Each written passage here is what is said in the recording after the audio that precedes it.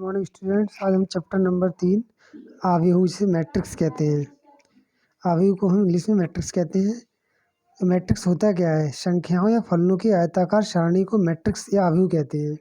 Matrix को हम बड़ी ब्रैकेट द्वारा दर्शाते हैं। जैसे उदाहरण में ये 2, 4, 5, 7 अवयव हैं, इसे बड़ी ब्रैकेट से दर्शाया गया, इसलिए ये कि आव्यूह है। आव्यूह का निर्धारण कैसे करते हैं? IV पंक्ति और JV स्तंभ में स्थित अवयव को AIJ लिखा जाता है, इसलिए M पंक्ति और N स्तंभ में मैट्रिक्स को प्रायः निम्न प्रकार लिखा जाता है, जैसे कि AMN, A11, A12, अगर एक और होता तो A13 होता है, A21, A22, A23। जैसे कि ये 2x2 का है मैट्रिक्स, 2x2 कोटि का, और ये 3x3 कोटि का है। 11, 12, A13, A21, A22, A23, A31, A32, A33। अब की और एक और इसमें अवयव लेंगे तो A14 हो जाएगा, A24 आ जाएगा, A34 आ जाएगा, नीचे और लेंगे तो A41। अब ये कोटि कैसे निकालते हैं? M इंटू N यानी इसे हम रो कहते हैं। रो कितने रो हैं? 2 रो हैं, 2 कॉलम है, तो 2x2 का ये आव्यूह है, इसकी कोटि 2x2 है, तो आव्यूह कोटि ये 3x3 आव्यूह कोटि है, जहाँ M रो इसे पंक्ति कहते हैं हिंदी में, तथा N कॉलम कहते हैं, स्तंभ कहते हैं। तो हम इसे इंग्लिश में ही रीड करते हैं, रो और कॉलम। रो कौन से होते हैं? ये वाले, और कॉलम कौन से होते हैं? ये खड़े वाले। मैट्रिक्स को प्रकार यानी आव्यूह के प्रकार। पंक्ति मैट्रिक्स जिसे हम रो मैट्रिक्स कहते हैं। यदि M बराबर 1 अर्थात मैट्रिक्स में केवल एक ही पंक्ति हो, उसे रो मैट्रिक्स कहते हैं। जैसे इसमें एक पंक्ति है, ये रो मैट्रिक्स हो गया। दूसरा हमारा होता है कॉलम मैट्रिक्स। यदि n बराबर 1 अर्थात मैट्रिक्स में केवल एक स्तंभ हो तो इसे कॉलम मैट्रिक्स कहते हैं। जैसे इसमें एक ही कॉलम है दोनों में।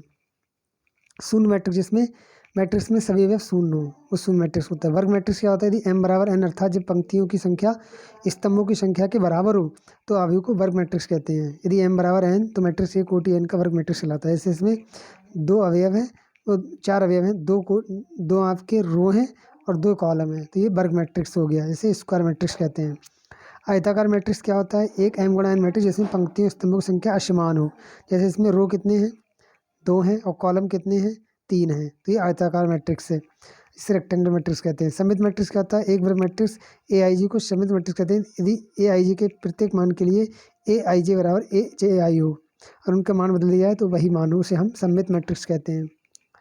नेक्स्ट है एकांक मैट्रिक्स, जिसे यूनिट मैट्रिक्स कहते हैं। इसे आइडेंटिटी मैट्रिक्स भी कहते हैं। यदि किसी वर्ग मैट्रिक्स में मुख्य विकर्ण में स्थित अवयवों के प्रत्येक एक हो तथा शेष अवयव शून्य हो तो उसे एकांक मैट्रिक्स या आइडेंटिटी मैट्रिक्स कहते हैं। जैसे 1, 1 0 0 1, 1 0 0 0 0 1, ये विकर्ण में देखिए 1 है, इसे आइडेंटिटी मैट्रिक्स भी कहते हैं। विकर्ण आव्यूह, यदि किसी वर्ग मैट्रिक्स में मुख्य विकर्ण को छोड़कर अन्य अवयव शून्य हो तो उसे विकर्ण आव्यूह कहते हैं। इसमें फ़र्क क्या है? इसमें सब में 1 1 होगा, इसमें 1 के अलावा कोई भी संख्या हो सकती है, और विकर्ण में भी संख्या हो तो उसे विकर्ण आव्यूह कहते हैं। समविकर्णी मैट्रिक्स क्या होता है? यदि किसी विकर्ण मैट्रिक्स में सभी विकर्ण अवयव बराबर हों तो विकर्ण मैट्रिक्स समविकर्णी या स्केलर मैट्रिक्स कहते हैं। ऐसे देखिए समविकर्णी मैट्रिक्स क्यों है? क्योंकि इसमें विकर्ण बराबर है, तीनों विकर्ण के जो अवयव हैं वो सभी बराबर हैं, इसे समविकर्णी मैट्रिक्स कहते हैं। एकल अवयव मैट्रिक्स क्या होता है? 1 बाई 1 मैट्रिक्स एकल अवयव मैट्रिक्स होता है। जैसे एक ही अवयव है, इसमें इस भी एक ही अवयव है, तो इसे एकल अवयव मैट्रिक्स कहते हैं। सम मैट्रिक्स क्या होता है? एक ही कोटि के 2 मैट्रिक्सों A और B में यदि और केवल उनके संगत अवयव बराबर हों तो वे सम मैट्रिक्स कहलाते हैं। उदाहरण के लिए A बराबर 2 3 4 5, B बराबर 2 3 4 5, तो देखिए A के सारे अवयव B के अवयव के बराबर है, इसलिए A और B कैसे हमारे सम मैट्रिक्स। धन्यवाद।